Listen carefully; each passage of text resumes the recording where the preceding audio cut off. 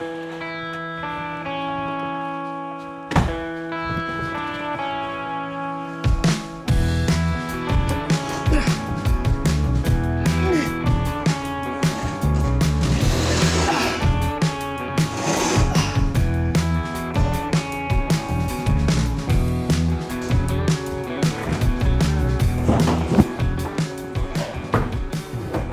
I got my first ever ollie, it was just like straight out of the blue. I just kind of tried it and I landed it. That feeling when I landed it was like amazing. And ever since then, I've just wanted to repeat that feeling because it's just the best. The Christmas of 1974, my brother Bob gave me a skateboard, and I could immediately skateboard. I could go down the hill, and back at that point, it was just carving down the hill, and every once in a while we'd find a bank to go up, and I learned how to kick turn real quick. I got a plastic Grentech skateboard in like 1975 for Christmas, and I skated a little bit on that and then quit, and then about a year later, we went to California and visited our cousins who lived in the kind of South Bay area around San Jose. I mean, skateboarding for me was a huge lifesaver and life changer. It taught me a lot about self-confidence and goals and just getting back up and getting through things.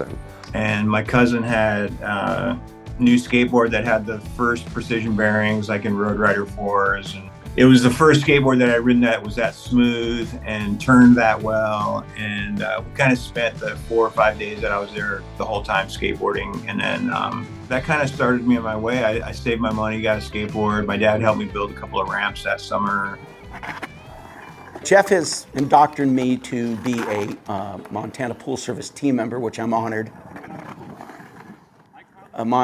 Missoula Park and Rec approached me saying they had property to put a skateboard park in if I could help. And at that point, he was my first phone call. My friend Randy Katen moved from Missoula out to Clinton, and he started talking to people in that community about building a park. I sort of offered Randy kind of the same thing, sort of matching funds. Montana Skateparks Association got super involved with that one. For the Clinton Skate Park, the MSA contributed to some of the funding. We gave them $50,000 for just the overall construction of the park. Within 24 hours, I had $150,000 and people to build it. So that really took that really swept away a lot of the obstacles involved in putting like something this in the ground. And we were on our way, and within 10 months, we had a park in the ground for Clinton. Yeah, we were up at 10,000.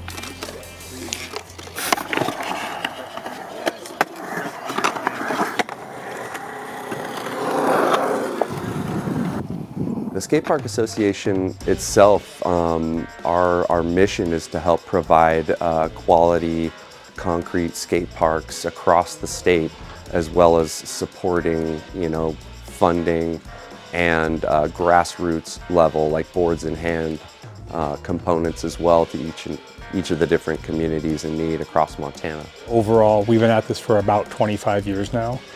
And one of my favorite things overall with the MSA is that I get to work on betterment of skateboarding in my home state with two of my friends that I've known since kindergarten or high school.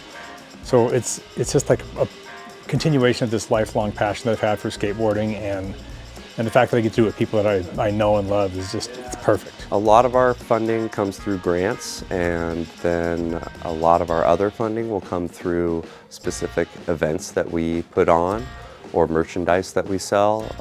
Like for example, last year we did the Madness in the Mountains. Last summer, the summer of 2023, we were kind of looking for a new and fun and never been done before kind of event. We knew we wanted to tie in a fundraising component to it. But we really had this thought that we wanted to start bringing together the people that exist in all these small towns way out far east Montana or the northwest corner of Montana, places that we don't get to all that often, but they have a little skate scene. So we wanted to try to start fostering that scene.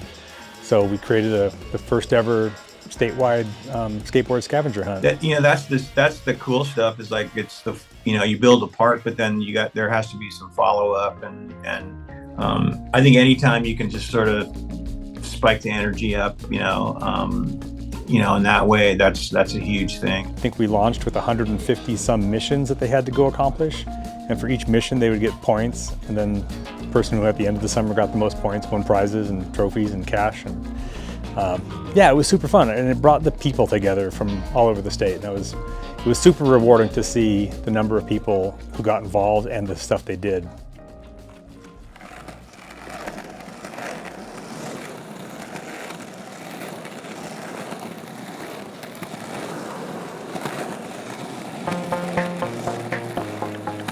You know, initially, like I made a sticker just as a homage to my friend Tom Inouye, who had he had a little sort of fake company in the late 70s called Inouye's Pool Service. It was IPS.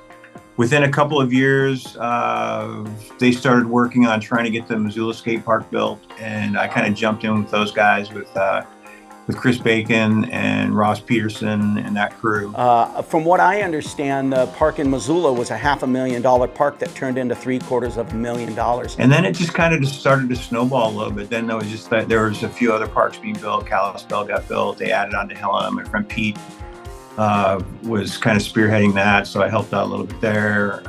They started St. Ignatius, Whitefish. My friends up in Whitefish, Ryan Brown and Simon.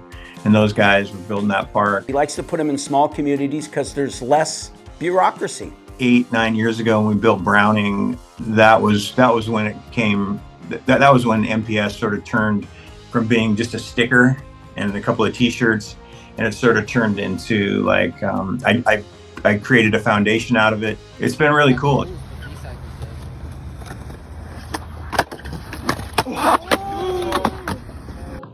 Phillipsburg is going to get a park. They have the land.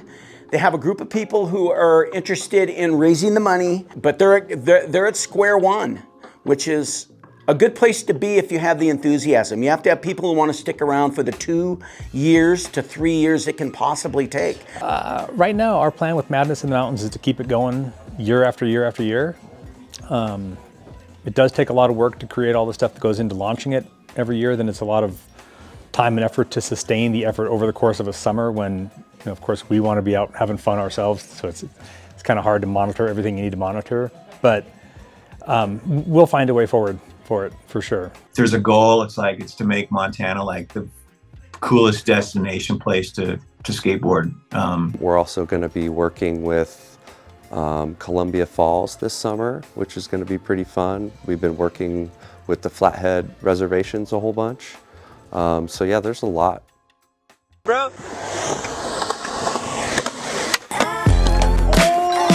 I would say for people who aren't super confident in skateboarding or haven't tried skateboarding at all, I would tell them to... Man, like just get on a board and push it a couple of times and like find a little hill or...